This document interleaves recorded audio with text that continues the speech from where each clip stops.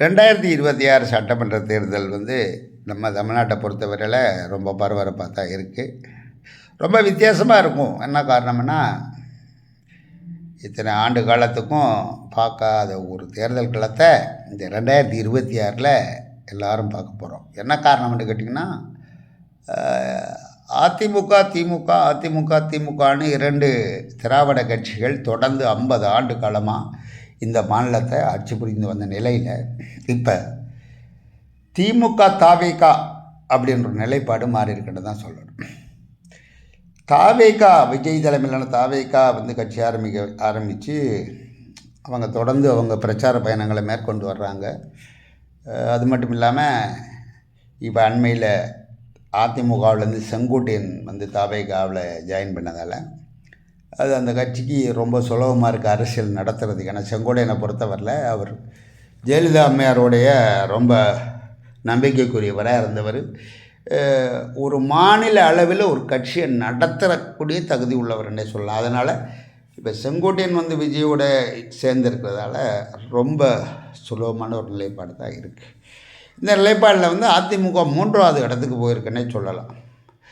இப்போ நடக்க போகிற 2026 சட்டமன்ற தேர்தலில் திமுகவுக்கும் தாவேகாவுக்கும் தான் போட்டி என்ற நிலைப்பாடு மக்கள் மத்தியில் உருவாயிடுச்சு. அப்போ அதிமுக என்னாச்சு அப்படின்னு கேட்டிங்கன்னா, அதிமுக 3வது இடத்துல இருக்குது. அதுவும் அதிமுக என்ற வரைக்கும் பாரதிய ஜனதா கட்சி கூட்டணியோடு இருக்குது.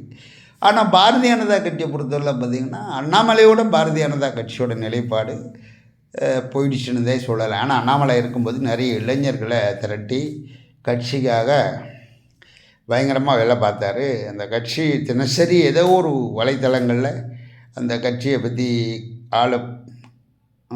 அரசாங்கத்தை பற்றி அந்த கட்சியை சேர்ந்து பலரும் விமர்சனங்களை முன் வச்சாங்க. அதே மாதிரி அண்ணாமலையும் பெரிய பெரிய பிரச்சனைகளை ஆளும் அரசு செய்யக்கூடிய தவறுகளை சுட்டுக்காட்டி பேசிகிட்டு இருந்தார். அதனால் பாரதிய ஜனதா கட்சி கொஞ்சம் ஓரளவு தமிழ்நாட்டில் தலை தூக்கிச்சு. அண்ணாமலை தலைவர் பதவியிலிருந்து நீக்கப்பட்டது பிறகு நயினார் நாகேந்திரன் தலைவரானார். அதுக்கப்புறம் பாரதிய ஜனதா கட்சியில் அந்தளவு பெரிய அளவில் எந்த ஒரு செயல்பாடும் இருந்ததாக தெரியலை. எப்போவோ ஒரு வாட்டி நயினார் நாகேந்திரன் வலைத்தளங்களில் பேசுகிறாரு போகிறாரு. அதனால் பாரதிய ஜனதா கட்சியோட தொடர்ந்து அண்ணா திராவிட முன்னேற்ற கழகம் நீடிக்குமா அப்படின்னு பார்த்தோம்னா அது ஒரு சந்தேகமான இடம்தான், நிலை தான். என்ன காரணம்னா, இப்போ திமுகவோட கூட்டணியில் இருக்கக்கூடிய காங்கிரஸ் எங்களுக்கு 40 தொகுதிகளை கொடுங்க, அதே மாதிரி அமைச்சரவையில் எங்களுக்கு அதாவது ஆட்சியில் பங்கு என்ற மாதிரி ஒரு நிலைப்பாடில் மறைமுகமாக பேசிட்டு இருக்கிறதா சொல்கிறாங்க.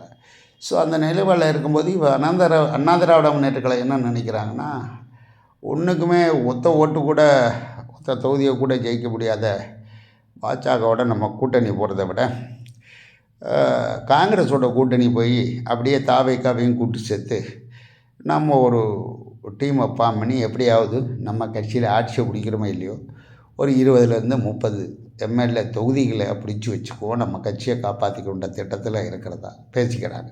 அதனால் திராவிட முன்னேற்ற கழகத்தில் இருந்து காங்கிரஸ் வெளியேறுமா, அதிமுகவோட சேருமா, அப்படி சேர்ந்தால் பாஜகவோட நிலைப்பாடு என்னாகும், அப்படி ஒரு நிலைப்பாடு இருக்குது. அப்படி திராவிட முன்னேற்ற கழகத்திலேருந்து காங்கிரஸ் வெளியேறி போயிட்டு அண்ணா திராவிட முன்னேற்ற கழகத்தோட கூட்டு சேர்ந்தால் கூட திராவிட முன்னேற்ற கழகத்தை பொறுத்தவரையில் அவங்க எதுவுமே அதை பற்றி ஃபீல் பண்ணலை. அப்படி ஒரு நிலைப்பாடு வந்துச்சுன்னா பரவாயில்ல நம்ம சமாளிச்சுக்குவோம் அப்படின்ற நிலையில் தான் இருக்காங்க. என்ன காரணம்னா, அவங்க 200 தொகுதிகளில் திராவிட முன்னேற்ற கழகத்தை சேர்ந்தவங்களை களமிறக்கி, அதிலும் அதிகப்படியாக இளைஞர்களை களமிறக்கி அவங்க தேர்தலை சந்திக்க தயாராக இருக்காங்க. மீதமுள்ள 34 தொகுதிகள் கூட்டணியில் இருக்கக்கூடிய கட்சிகளுக்கு கொடுத்துட்டு தேர்தலை சந்திக்கிறதுக்கு தயாராகிட்டுருக்காங்க. அதனால் இதில் என்ன விஷயம்னு பார்த்திங்கன்னா, அனைத்து இந்திய அண்ணா திராவிட முன்னேற்ற கழகம் பாரதிய ஜனதா கட்சியோட கூட்டணி தொடருமான்ற ஒரு கேள்வி. அதே மாதிரி காங்கிரஸ் திராவிட முன்னேற்ற கழகத்தோட கூட்டணியில் நீடிக்குமான்ற ஒரு கேள்வி. இந்த 2 கேள்விக்கான விடை வெகு சீக்கிரம் கண்டிப்பாக கிடைக்கும். ஓகே விவர்ஸ், நன்றி.